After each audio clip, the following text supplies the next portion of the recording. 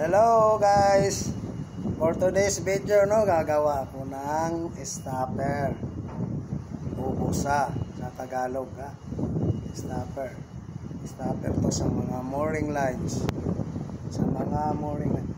with timbol to guys with timbol. Ang sukat nito dito is 20 cm para maka splice ka ng medyo mataas-taas. Okay, panoorin nyo guys ito para tisahan natin tisahan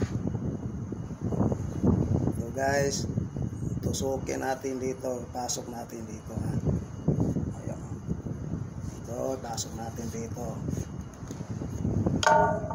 ito guys, ito ipasok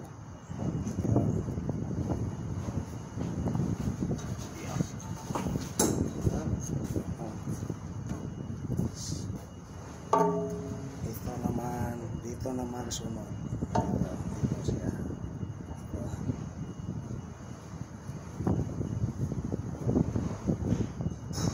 tapos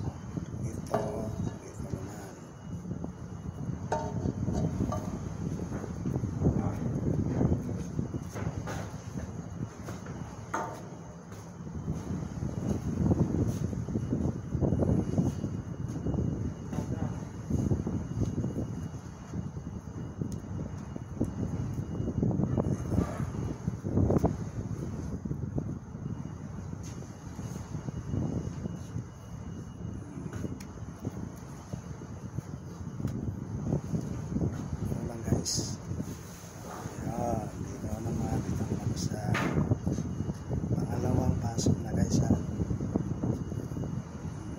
ito pangatlong pasok, ito dito ilagay naman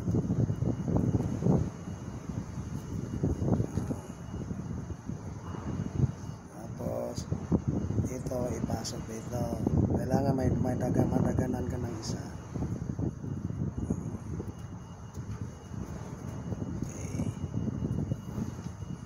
Naman dito ipasok, kita guys. Okay, ang apat na pasok na to guys, dito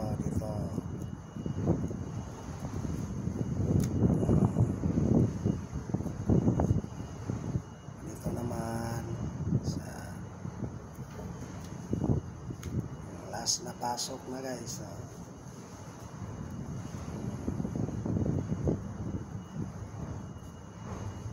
Ito guys, tingnan nyo ito ang tinatawag ng stopper sa mga lubid.